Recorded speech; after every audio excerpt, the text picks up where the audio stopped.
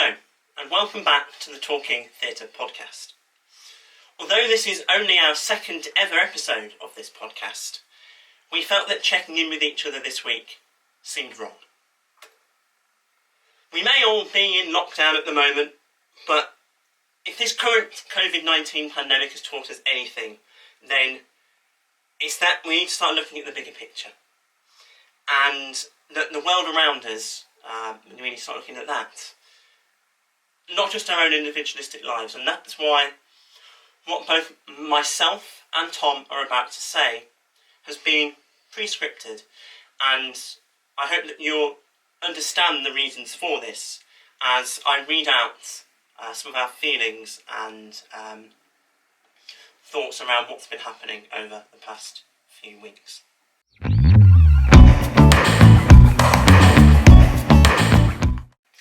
So, our pilot episode was recorded on Wednesday the 27th of May. Today, as we sit here to record this episode, it is, the 14th of June. Now, we realise that this is quite a long time, but we can't ignore how the world around us has changed since that time. And let us explain our rationale behind not releasing an episode over the past few weeks. We also know that between the time of recording and releasing this, the world could have changed dramatically again. But it does seem right to record something. So with that, I'm going to hand over to Tom. So let's start by just sort of recalling some of the thoughts that we've been having over the past few weeks. Like Luke said, we were sort of due to record this episode roughly a week after, so Tuesday the 2nd of June. And we started planning for what form, what conversations it might hold the Monday before. But when we both woke up on Tuesday, on what was Blackout Tuesday, we felt that not only recording a podcast on that day was sort of weird and wrong, recording one that also didn't address what had happened in the world, sort of about the murder of George Floyd and the aftermath, and sort of the protests going on the streets and online, it was wrong of us to not address that. It would have gone sort of against everything that we want to do with open conversations, and more specifically, open conversations about areas of theatre as well. Mm-hmm. And we also felt that we had to, as straight, white, privileged British males who are both sat here in our student homes in pretty luxurious environments, not just to say something about the events of the past few weeks, but more importantly, start to educate ourselves on the protests, both in person and online, but also the systemic racism that still exists today and hasn't really changed that much, while starting to consider how theatre has both been complicit in this systemic racism, but also how theatre can help implement and really educate upon the changes that we as white people really need to make. And so we decided that our time and yours listening could be better spent by starting this long overdue process of education. Yeah, so we've deliberately tried to make sure that this episode is shorter than that of our pilots and what future episodes will be as well, because we aren't the best placed people to discuss the politics needed for change, but we are aware that we are needed in the conversation to implement the change that is needed.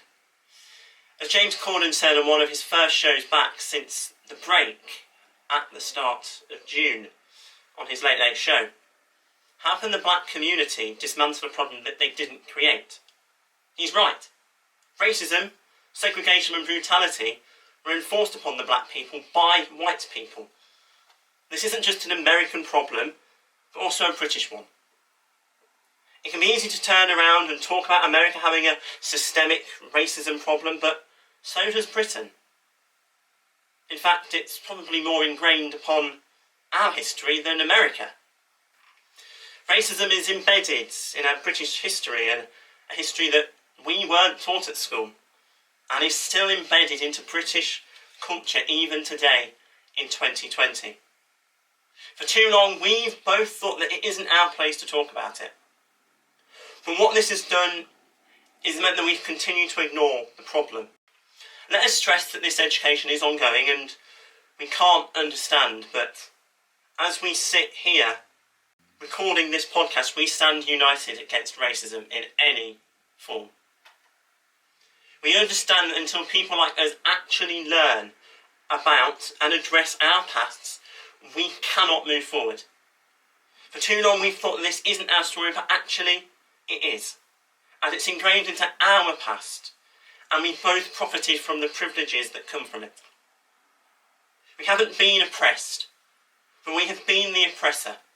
And oppression doesn't just come in the form of physically making a racist remark, but also in not calling out this oppression. Us having been a passive bystander has only worsened the situation. Therefore, we want to spend a bit of time talking about and discussing some of the things that we've read over the past few weeks, and think about how theatre can help be the driving force for the change that is needed and has to happen. And after all, this podcast is all about talking about theatre. Therefore, we've left a list of resources in the description down below, and we urge you to go and have a look at those. You see, our aim of this episode is that it's no more than 15 minutes, so our pilot was 45, so that gives you at least half an hour that you would have spent listening to us, to listen and read about this subject from black voices.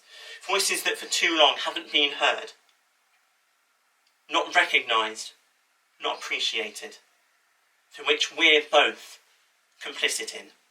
Yeah, and let's just be really clear about that. We know half an hour isn't enough for anyone to suddenly think they're a genius or educated on the matter, or even experienced, because there's no way we can possibly experience it, and then move on with our privileged lifestyle and just ignore it, that it never happened when the next news cycle come on. But it's a start, and it's a start that all of us within the white community, we need to make.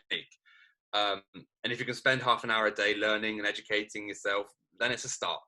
And we also know that maybe less than 100 people might listen to this podcast, realistically probably less. But if everyone who is listening right now actively decides to implement this needed change and really challenge themselves to take a look at themselves, take a look at the world around them, and figure stuff out that they need to and haven't been doing for a long time, then that's a start, and it's a good start. And so with that, at the end of this podcast, in the description, there is some of the resources we've been engaging with over the past few weeks. And like Luke said, we really do urge that you use your time to read, watch, listen to voices that haven't been heard before. So with that, we're now going to spend a little bit of time talking about some of the things that we have been engaging in over the past couple of weeks.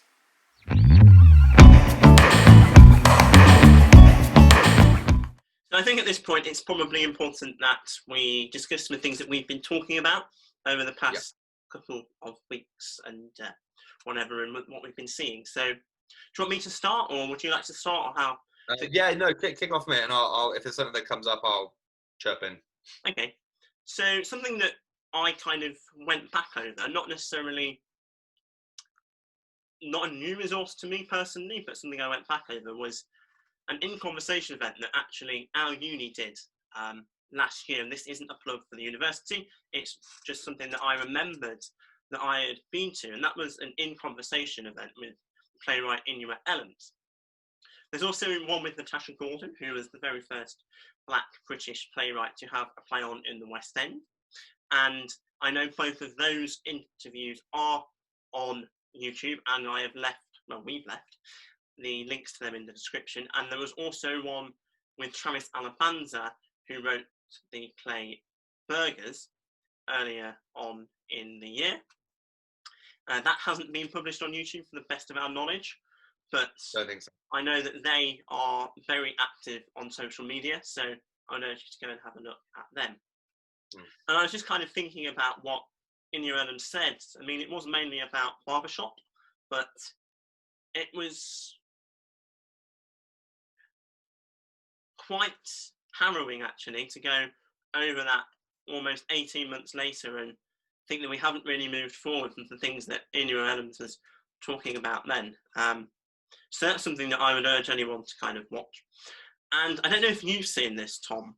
Something I watched was this kind of like forum/podcast, which is on systemic racism within British drama schools, and that was on the British Blacklist. And the link to the video is also down below. I won't go into much detail, as I'd rather everyone watched the video itself. It's just over an hour, but I'll give a little bit of context behind it, because it came as a result of actor Shaniqua Okwok taking to her social media to talk about her disapproval at the Royal Central School of Speech and Drama's support for the Black Lives Matter movement. Given her own experiences at the drama school, and along with other actors, they also discussed their own experiences of going to drama school in the UK, and it was harrowing. I must admit I haven't seen all of it yet. I've seen the opening sort of 10 minutes of it, I think, which is nothing in comparison to the whole thing. But one thing that did strike me as quite a personal one, this is one of the actors taking part in it is someone who was at the drama school I was at while I was there. I didn't know them very well. I think I probably held a collection of 2 conversations with them, probably.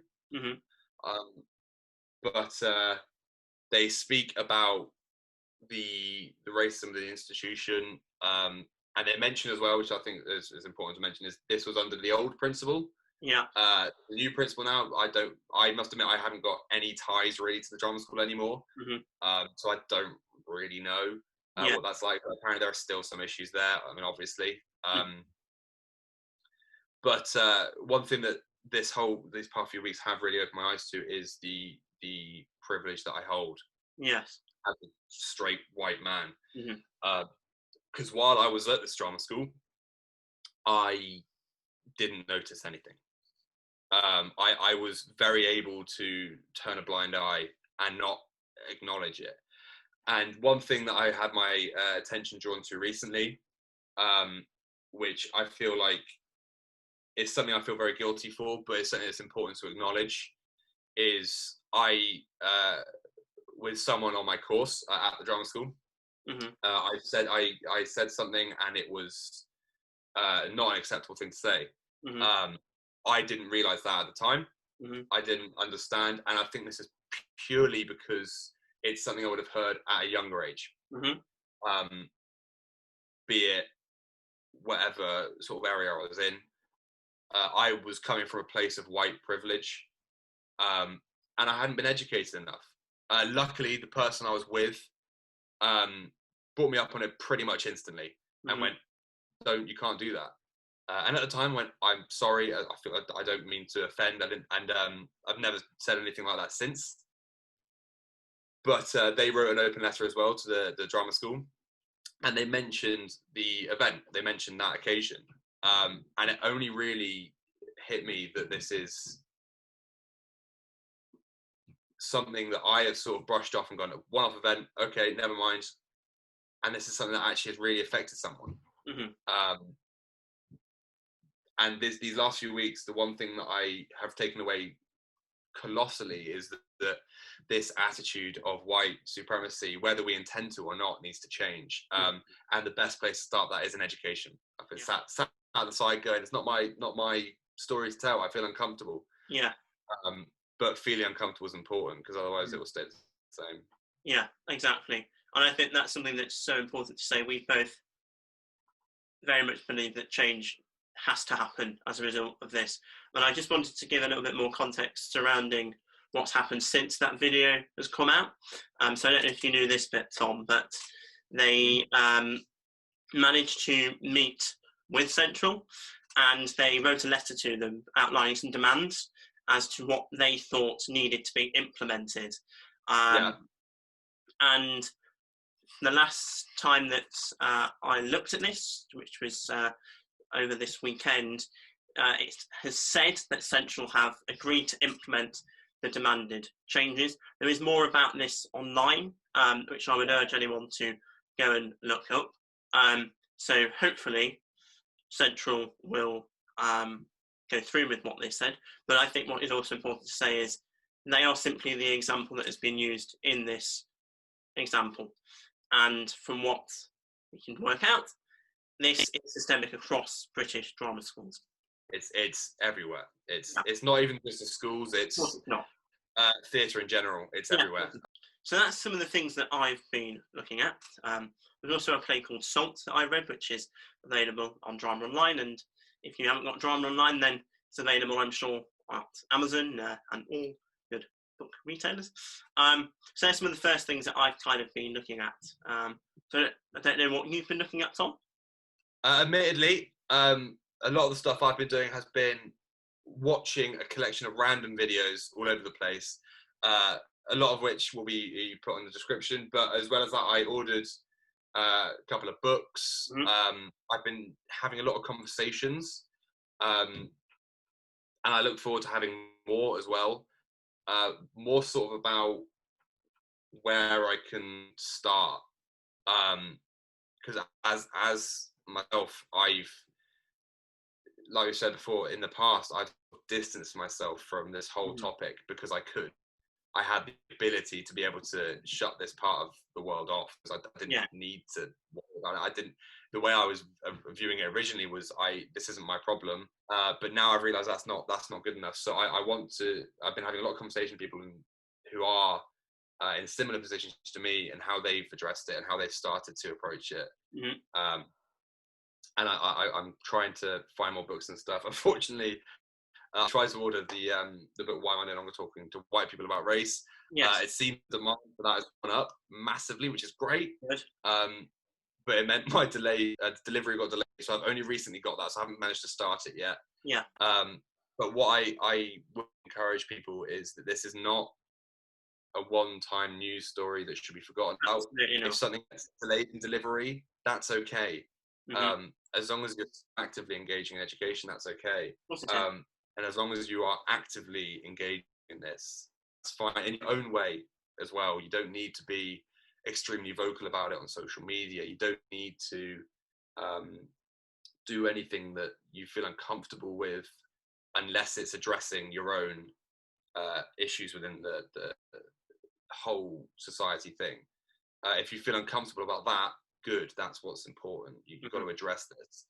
If you're reaching people that you feel is basically preaching to the converted, that's fine. You don't need to do that. Address yourself and work on yourself first. And if you see something, that's when you can go in. And I've been extremely privileged in the position I'm in. And I want to now try and use that to learn more. And I think that's where people can go. And that's where people can start. Hopefully you guys will use some of the resources that we've spoken about, even just briefly and highlighted. So we want you guys to make suggestions of other materials that we should be engaging with. So if there's anything that's helped you understand things that you didn't understand before, or drawn light on parts of history that we haven't really been educated in the past, please just either comment or send us a message on our Instagram at the Talking Theatre Podcast. Or just email us on the Talking Theatre Podcast @gmail.com. And we understand that also this podcast has taken quite a different form from that of the pilot, but this is an important thing that we want to discuss and talk about. And in sort of the coming weeks, we will also be trying to address things that have been coming up in the Black Lives Matter movement. And we just want to keep educating ourselves and growing towards hopefully a brighter and better future. So I think we kind of want to finish this podcast by saying this.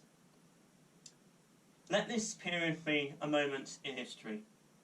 A moment where future generations are able to say how we all stood up and united against racism in any form. We all have a choice to make. We've made ours, now make yours. Thank you for listening, and we'll see you next week.